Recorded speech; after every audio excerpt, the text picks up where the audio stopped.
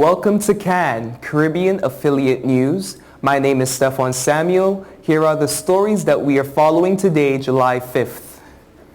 From the Caribbean, Trinidad PM urges CARICOM to accept Dominican Republic as member.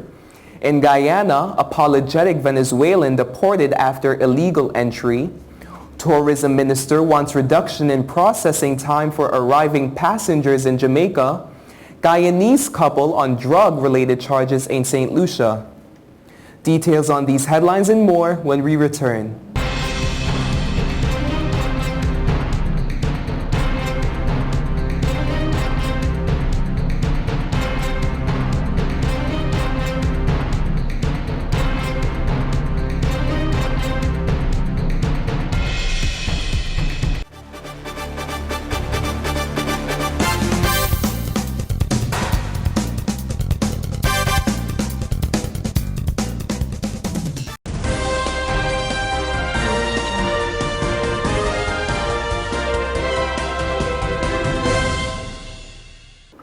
Welcome back to CAN, Caribbean Affiliate News. My name is Stefan Samuel. This segment of the news is sponsored by Amrals Travel.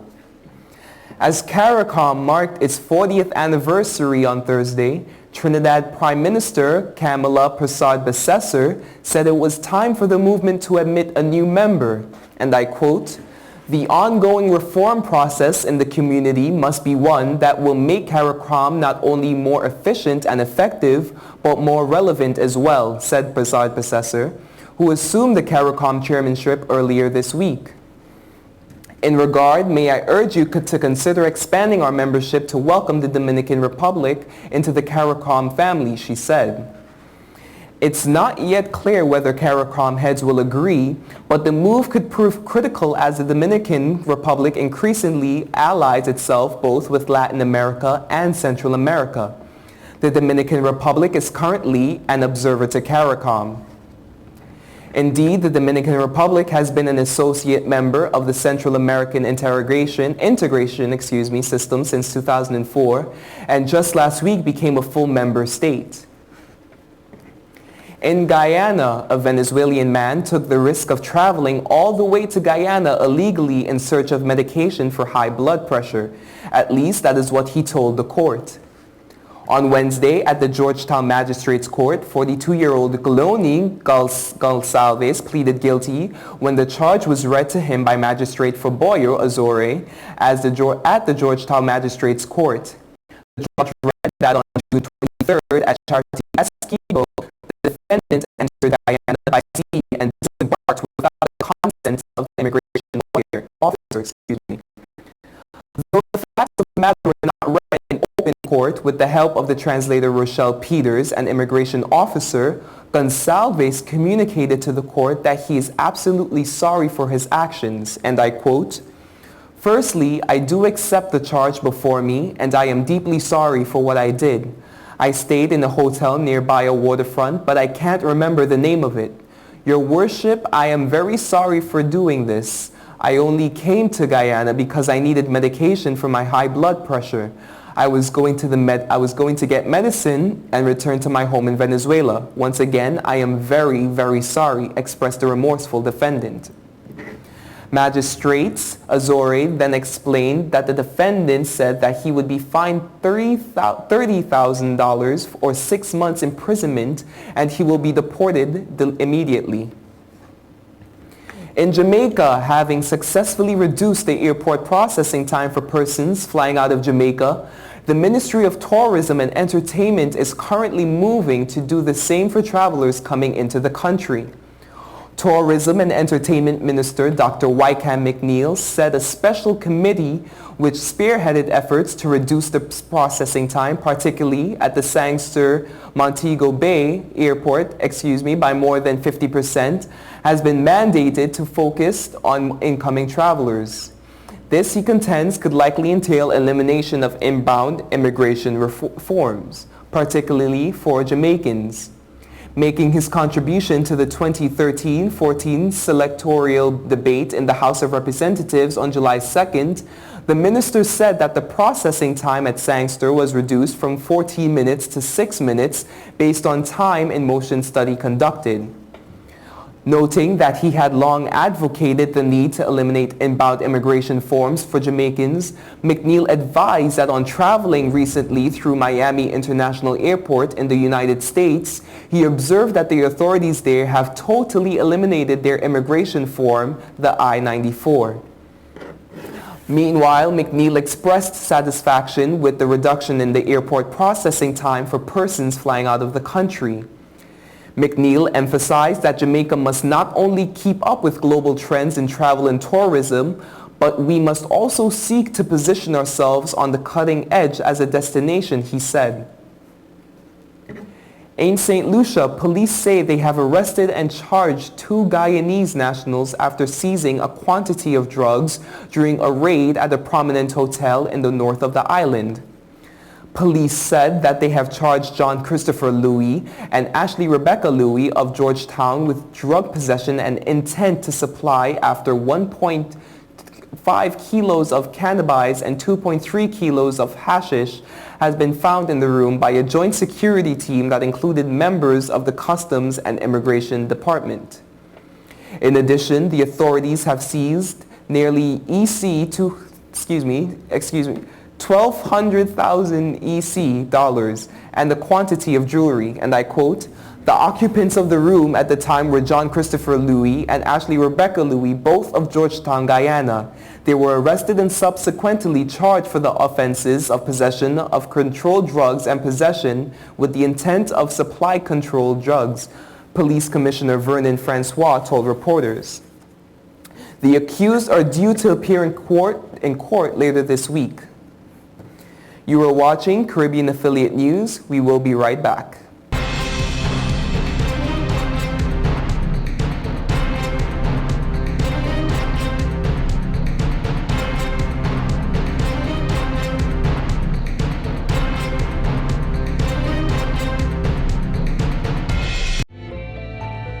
Million customers use Leica Mobile for affordable international mobile calls, connecting over 2.5 million mobile calls daily, helping our customers stay in touch with their loved ones, whether they be in Asia, Africa, Europe, or the rest of the world. Every 5 seconds, a new Leica Mobile customer joins our growing family, helping you to make affordable international calls across the world. Leica Mobile. Call the world for less. Stop the music! It's week 2 of our used car blowout month, and this week it's guaranteed credit approval. If we can't show you how to get approved, that car is on us. Log on now. GrecoAuto.com. Since we announced Sign and Drive with 0 out of pocket and low monthly payments, cars been flying out of Bronx Honda at a record pace. Whoa! New Accord with 0 out of pocket for $249 a month, or new Civics just $199 per month, or save thousands with 0% financing. You never had to leave the Bronx to get the best price on the Honda. Bronx Honda guarantees the lowest price in the Bronx. Bronx Honda, East Tremont Avenue. Visit BronxHonda.com. I can't believe your mom let you take your car out. This is awesome. It's time to grow up. You're crazy. Little while Go faster. Stop. it'll all be alright.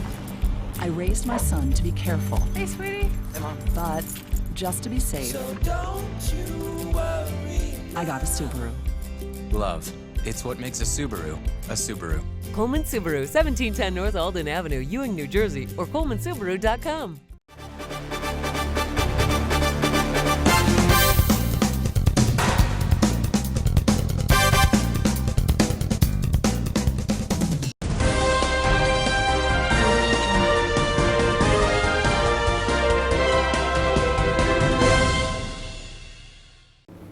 Welcome back to Can. This segment is sponsored by Clear. In TNT, the leader of Jamaat al-Muslimin, Yassan Abu Bakr, says he will only appear before a commission of inquiry probing the events of the 1990 unsuccessful coup against the Trinidad and Tobago government if he is paid to provide evidence. Baka, 71 years old, appearing on the local radio program on Sunday, said the authorities must make payment to him in just the same manner as payment is being made to members of the commission, which is chaired by prominent Barbadian jurist Sir David Simmons. And I quote, "If you want to take my time, you paying Simmons and the other people for their time, and if you want to take my time, you have to pay me equally for my time, because with me they would not exist. Had I not been the author of this book, they would not have anything to read," he said, insisting, "Yes, I have to be paid equally with Mr. Simmons, otherwise Mr. Simmons would not exist without me." He told the program host that only slaves work for free, insisting, and I quote, "I am a free man, I am not a slave." Baka has in the past refused to attend meetings of the commission even though he has been summoned to be there. The commission has already written to the Director of Public Prosecutions, Roger Gaspard, asking him to take whatever action he deems appropriate against Baka, who led more than 100 men in the failed attempt at overthrowing the government on July 27, 1990. At least 24 people, including one legislator, Leo Desvignes, were killed during the six-day insurrection, and although Baka and the members of his Jamaat al-Muslimin group were tried for treason, the Court of Appeal upheld an amnesty offered to secure their surrender, and they were released. However, the London-based Privy Council, the country's highest court, later invalidated the amnesty, but the Muslimin members were not re-arrested. Baka had earlier told the commission that, and I quote, "I have no intention of answering any question at the inquiry until I am discharged of the matters before the High Court." Last year, the High Court ordered the retrial of the Muslim leader on charges of promoting a terrorist act, sedation, and 4 other offenses arising out of comments he had made during the Eid al-Fitr sermon on November 2005.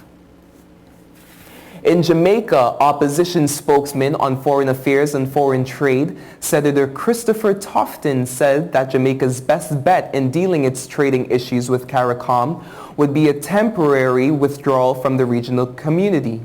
And I quote, "Given the economic challenges currently faced by our country, the time is right for the Jamaican government to have discussions with the relevant stakeholders to examine the implications of a temporary withdrawal of CARICOM, citing adverse balance of payments issues." Dr. Tofton told the weekly meeting of the Lions Club of Kingston at the Institute of Chartered Accounts, New Kingston, Wednesday. Dr. Tofton explained that a temporary withdrawal is allowed under Section 43 of the Treaty of Sugarramis. He said it would increase revenue flows to the government through increased border taxes and provide time and space for local producers and government policy reforms to improve business efficiency and competitiveness.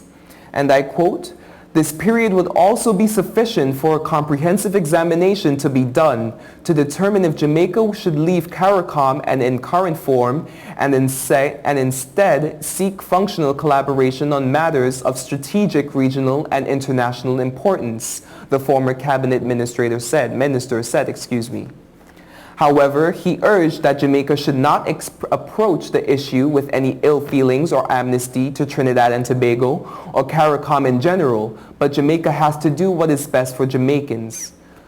Dr. Tofton also pointed out that he was not representing the position of the opposition Jamaica Labour Party on the issue of Jamaica's relationship with CARICOM, but his own personal views. The Speaker of St. Kitts in Nevis National Assembly, Curtis Martin, has indicated that the motion of no confidence filed last December is no closer than being brought before Parliament, said opposition leader Mark Brantley. And I quote, "The Speaker in essence, in response to a letter we sent to him on the 6-month anniversary of the filing of the motion of no confidence, demanding again that it be tabled for debate, the Speaker has now responded to say that the matter is before the court and as a consequence it has sub judice and cannot therefore be brought to Parliament. And so he's seeking to use now for the fact the court process as an excuse," Brantley told Win FM over the weekend. The opposition leader said it is clear and the very effort is being made to frustrate the motion of no confidence motion being heard. 6 of the 11 elected members of the House eligible to vote on the motion of no confidence have filed a court case arguing their constitutional rights are being violated by the motion not only tabled and debated. The 6 have also written to the Governor General indicating that they do not support Dr. Denzel Douglas as Prime Minister and will vote in favor of the no confidence motion.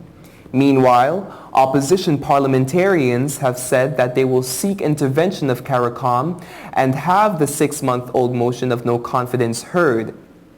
Antigua and Bermuda Prime Minister Baldwin Spencer, who is the current OECS chairman, confirmed having been made officially aware of the situation. In Dominica, the Division of Forestry is heightening efforts to save the mountain chicken, which has been in decline for a number of years. The mountain chicken, or crapod, formerly known as Dominican's national dish, has been declining due to a fungal disease. As a result, it has been protected by law since 2002 to prohibit its hunting. Director of Forestry, Mishington Burton, told a press conference on Tuesday, July 2nd, that work is ongoing to replenish the mountain chicken's population as over 90% of its population has been destroyed. The Division of Forestry has been collaborating with the Zoological Society of London on research activities with a view to saving the crapod population. You are watching Caribbean Affiliate News. Stay tuned.